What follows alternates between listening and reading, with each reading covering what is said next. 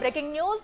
Nellore Axis bank team scam అరాచకాలకు బలైన బాధితులు ఒక్కొక్కరుగా బయటకు వస్తున్నారు. 2020 నుంచి ఈ బ్యాచ్ ఈ వ్యవహారం నడుపుతున్నట్లు సమాచారం.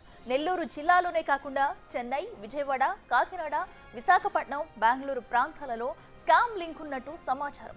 దీంతో పోలీసులు విచారణ వేగవంతం చేస్తున్నారు. ఫేక్ కంపెనీలు పెట్టి మోసం చేసిన వ్యక్తుల కోసం గాలిస్తున్నారు. బ్యాంక్ అధికారుల నుంచి మరింత డేటా తీసుకుంటున్నారు. కూలీలు, పశువుల కాపర్లు, సెక్యూరిటీ గార్డులు, వాచ్మెన్లు, పని చేసుకునే మహిళలను కూడా వాయిగాళ్లు వదలలేదు. ఊరిలో బ్రతకలేక పొట్ట చేత పట్టుకుని నెల్లూరు వచ్చిన ఓ నిరుపేద కుటుంబాన్ని నిలువున ముంచారు. ఇళ్లలో పని చేసుకుని జీవించే తనూజ అనే మహిళను సాఫ్ట్వేర్ ఉద్యోగిగా సృష్టించారు. ఆమె పేరుతో 4 చోట్ల సుమారుగా ₹1.5 రుణం తీసుకున్నారు. ఇప్పుడు బ్యాంక్ అధికారులు ఆ బకాయిలు చెల్లించాలని బెదిరిస్తున్నారు. అప్పులు చేసి వడ్డీ కడుతున్నానని తనూజ అనే మహిళ వాపోయింది. భర్త వదిలేసి 2 బిడ్డలతో పాచి పని చేసుకుని జీవిస్తున్నానని కన్నీళ్లు పెట్టుకుంది.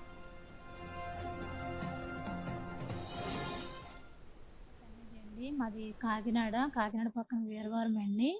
మేము కాకినాడ నుంచి నెల్లూరుకి వచ్చాము పనికి వస్తే పార్టీ అన్న అతను తీసుకెళ్ళాడండి వాజనాడు దగ్గరికి పనికని. తీసుకెళ్తే అతని దగ్గర పని చేస్తుండగా మాకు లోన్ ఇస్తామన్నాడు.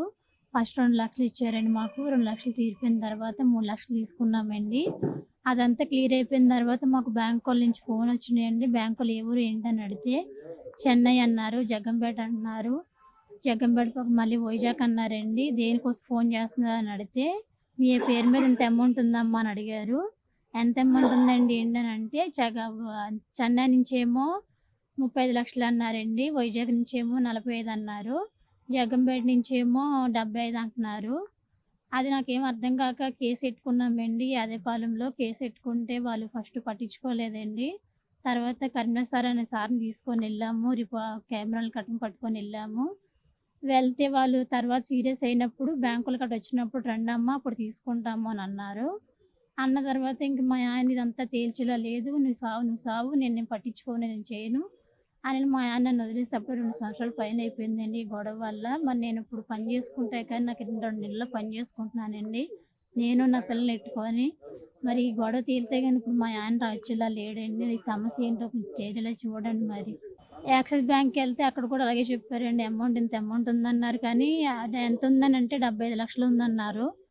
ఆ అమౌంట్ అంతా ఇవే కట్టాలి, లేదంటే నేను అరెస్ట్ చేస్తామన్నారు, వెళ్ళి సీల్ చేస్తాము అని అంటున్నారండి. మా కాకినాడ వెళ్ళారంట. కాకినాడ వెళ్ళి మా అత్తగారుల్ని మా మామగారులు అందరిని బెదిరిస్తున్నారంటండి. మేము వాళ్ళకి ధైర్యం చెప్పాము, ఏం వెళ్ళిపోవక్కర్లేదు, అదేం అవ్వదు, అదంతా ఫేక్ అని చెప్పాము. అయినా సరే వాళ్ళు ఇంకా మళ్ళీ 10 వెళ్ళేసరికి వాళ్ళని కూడా కేసు పెట్టమన్నాము. జగ్గంపేట వెళ్ళి వాళ్ళు కేసు పెట్టినా సరే లొంగట్లేదండి. నాకు ఇంకా ఫోన్లు వస్తూనే ఉన్నాయి. నేను మొన్న 2 నెలలు అవుతుందండి 18,000 కట్టాను. ఆ 18,000 కట్టినా సరే ఇంకా నాకు ఫోన్లు వస్తూనే ఉన్నాయి. ఫోన్లకు మటుకు ఆగట్లేదు. ఇదే అంశానికి సంబంధించి మరింత సమాచారం మా ప్రతినిధి సురేంద్ర లైవ్ లో అందిస్తారే. సురేంద్ర, చెప్పండి, మరి ఈ స్కామ్ కు సంబంధించి అటు నిందితులను పట్టుకునేందుకు పోలీసులు ఎలాంటి చర్యలు తీసుకుంటున్నారు? ఇప్పటి వరకు ఎవరినైనా అదుపులోకి తీసుకున్నారా? మొత్తంగా ఎంతమంది బాధితులు ఈ స్కామ్ లో ఉండొచ్చు? డీటెయిల్స్ ఏంటి? అసలు యాక్సిస్ బ్యాంక్ లో ఇటీవల జరిగినటువంటి స్కామ్ ఏదైతే ఉందో మనం కుబేరా సినిమాలో చూసాం. తర్వాత నెల్లూరు జిల్లాలో ఈ యొక్క యాక్సిస్ బ్యాంక్ లో జరిగినటువంటి ఈ యొక్క స్కామ్ లో ఒక్కొక్కరుగా బాధితులు, వారి అరాచకాలకి బాధితులైనటువంటి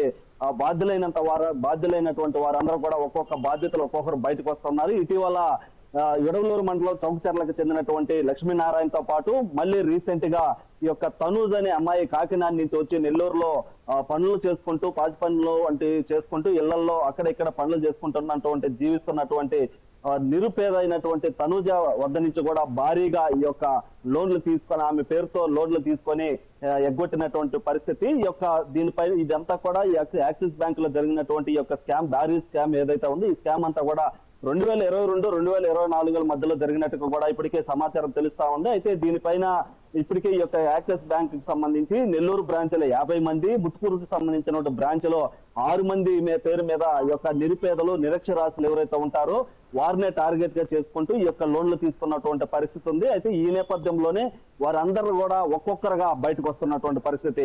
ఇటు మొన్న లక్ష్మీనారాయణ, నేడు తనూజ, మరి ఇంకా కొంతమంది ఈ యొక్క 56 మంది ఎవరైతే ఉన్నారో వారి లిస్టునంతా కూడా పోలీసులు అయితే బ్యాంకు నుంచి సమాచారం తీసుకుంటున్నారు. అయితే ఈ సమాచారం తీసుకున్నటువంటి పోలీసులు వారి వద్ద నుంచి ఏ విధంగా ఈ రుణాలు తీసుకున్నారు, వారి వద్ద నుంచి ఏమేమి తీసుకున్నారు అన్నటువంటి విషయాలన్నీ కూడా పోలీసులు అయితే లోతుగా దర్యాప్తు చేస్తున్నటువంటి పరిస్థితి ఉంది. అయితే మరోపక్క ఈ యొక్క కేసుకు సంబంధించి బాధితులు అయితే భారీగా నష్టపోయామని చెప్పి కన్నీరు మున్నీరు అవుతున్నటువంటి పరిస్థితి.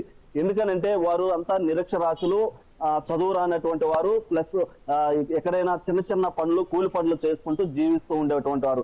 నమ్మించి నమ్మక ద్రోహం చేసి ఈ కేటుగాళ్ళు, ఈ మోసగాళ్ళు, చేటర్స్ ఎవరైతే ఉన్నారో వీరు వాళ్ళని ఆసరాగా చేసుకొని వారికి చదువు రాదన్నటువంటి ఉద్దేశంతోనే వారి పేరు మీద ఒక ప్రత్యేకమైనటువంటి ఈ software company, fake software company open చేయడం, దాంతో పాటుగా కొంతమందిని ఎంప్లాయీలుగా, ఏజెంట్లుగా పెట్టడం, అదే దాంతో పాటుగా వీరిని ఈ యొక్క సాఫ్ట్వేర్ కంపెనీలో 70,000 నుంచి 80,000 జీతం తీసుకుంటున్నారని చెప్పి ఆ యొక్క జీతాలు సృష్టించడం, అవన్నీ కూడా ఫేక్ డాక్యుమెంట్లు సృష్టించి అదంతా కూడా ఈ యొక్క డిజిటల్ విధానం ఏదైతే ఆన్లైన్ ద్వారా ఈ యొక్క యాక్సిస్ బ్యాంకులు అయితే భారీగా లోన్లు తీసుకున్నటువంటి నేపథ్యంలో ఈ యొక్క బ్యాంకులకు లోన్లకి ఇప్పటికే దాదాపుగా 10 కోట్ల పైన కూడా ఈ యొక్క లోన్లు తీసుకున్నట్టుగా పోలీసులు గుర్తించడం జరిగింది. అదేవిధంగా బ్యాంకు అధికారులు కూడా గుర్తించడం జరిగింది. అయితే ఈ తీసుకున్నటువంటి వారందరికీ ఒక్కొక్కరికి ఒక్కొక్క నోటీసులు వెళ్తా ఉంటే వారు ఆందోళనకు గురవుతున్నటువంటి పరిస్థితి. ఎందుకనంటే వారు వారికి తెలిసైతే లోన్లు తీసుకోలేదు, ఎవరో లోన్లు తీసుకొని వీరి పేరు మీద వీరు ఇచ్చినటువంటి ఆధార్ కార్డులు, పాన్ కార్డులు,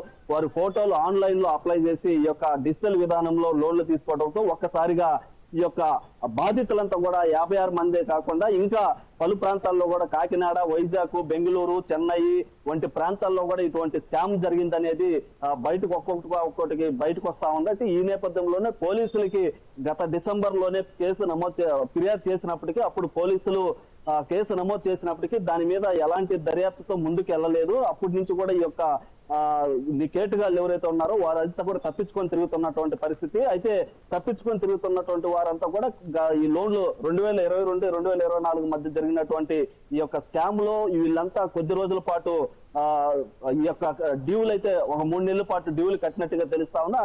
తర్వాత వారు డ్యూలు కట్టకుండా ఆగిపోవడంతో ఎవరి పేర్ల మీద అయితే లోన్లు తీసుకున్నారో వారికి నేరుగా నోటీసులు వెళ్లడంతో ఆ నోటీసులు వెళ్ళినటువంటి నేపథ్యంలోనే గత డిసెంబర్ లో ఫిర్యాదు చేయడం, దానితో పాటుగా ఇటు వేదాయపాలెం పోలీస్ స్టేషన్ లో కావచ్చు, ఇటు ముత్కూరు పోలీస్ స్టేషన్ లో కావచ్చు కేసు నమోదైనప్పటికీ దీని మీద పోలీసులు కావచ్చు, ఇటు బ్యాంక్ అధికారులు కావచ్చు వీరంతా దర్యాప్తులో ముందుకు వెళ్ళకపోవడంతో ఈ నిరుపేదలంతా కూడా ఆందోళన చెందుతున్నటువంటి పరిస్థితి. అయితే ఒక్కసారిగా ఈ స్కామ్ అంతా ఇప్పుడు బయటపడటంతో ఒక్కొక్క బాధ్యతలు ఒక్కొక్కరు బయటకు వచ్చి మా దగ్గర ఇంత లోన్, మా పేర్ల మీద ఇంత లోన్ తీసుకున్నట్టు మాకు బ్యాంక్ అధికారుల నుంచి బెదిరింపులు వస్తున్నాయి, బ్యాంకు వాళ్ళు మాకు లోన్లు మీ పేర్ల మీద తీసుకున్నారు, మీ సంతకాలే ఉన్నాయి, మీ ఆధార్ కార్డులు, మీ ఫోటోలు, మీ పాన్ కార్డులే ఉన్నాయి, మీరు డబ్బులు చెల్లించాల్సిందే అని చెప్పి ఇటు ఒక పక్క బ్యాంక్ అధికారులు బెదిరిస్తుంటే వారు ఏం చేయాలో తెలిసినటువంటి పరిస్థితిలో ఉన్నటువంటి నేపథ్యంలో వారు మీడియాను కూడా ఆశ్రయించడం జరిగింది. దాంతో పాటు కొన్ని గిరిజన సంఘ నాయకులను కూడా ఆశ్రయించడం జరిగింది. అయితే దీంట్లో పోలీసులు ప్రస్తుతం అయితే బాధితులు ఏం డిమాండ్ చేస్తున్నారు అంటే వీళ్ళకి ఏ విధంగా ఇప్పుడు న్యాయం చేసే అవకాశం ఉంది? ఎవరైనా వచ్చి వారి ఇష్యూ తెలుసుకున్నారా? ఎవరైనా అధికారులు వాళ్ళకి ఏమైనా హామీ ఇచ్చారా? అయితే పోలీసులు అయితే దీని మీద 2 రోజుల నుంచి దర్యాప్తు ముమ్మరంగా ముందుకు తీసుకెళ్తున్నారు. వీరు ఎవరైతే కేటుగాళ్ళు ఎవరైతే ఉన్నారో నలుగురు మీద ఇప్పుడు ముతుకూరు పోలీస్ స్టేషన్ లో కేసు నమోదైనటువంటి నేపథ్యంలో ఆ నలుగురు ఎక్కడున్నారు, వారిని పట్టుకున్నటువంటి పనిలో ఈ యొక్క పోలీసులు కూడా వారిని గాలిస్తున్నట్టుగా పోలీసులు అయితే చెప్తా ఉన్నారు. దీనికి సంబంధించినటువంటి వీరు నలుగురుగా వీరిని గుర్తించడం జరిగింది. ఈ నలుగురే వారి యొక్క ఫేక్ కంపెనీని సృష్టించడం కానీ, ఫేక్ శాలరీస్ సృష్టించడం కానీ వీరిని గుర్తించి ఇప్పుడు నెల్లూరు జిల్లాలో దాదాపుగా 7-8 ప్రాంతాల్లో ఈ యొక్క స్కామ్ 56 మంది వద్ద నుంచి వారి పేర్ల మీద లోన్లు తీసుకోవడం జరిగింది.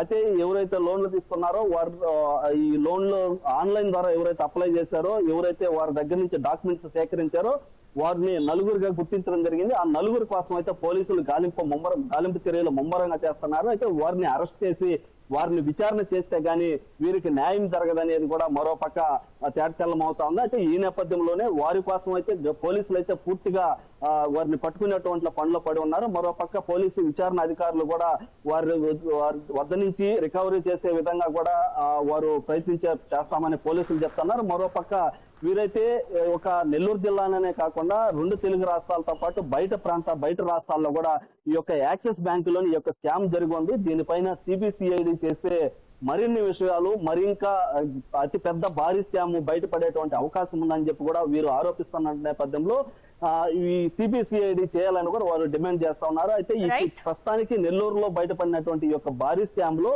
ఈ యొక్క నలుగురు పైన ఈ యొక్క ప్రధానంగా వాసుదేవ్ నాయుడు, అదే విధంగా అల్లా Baksh, Venkat, Shiva A1, A2, A3, 4 ఉన్నారు.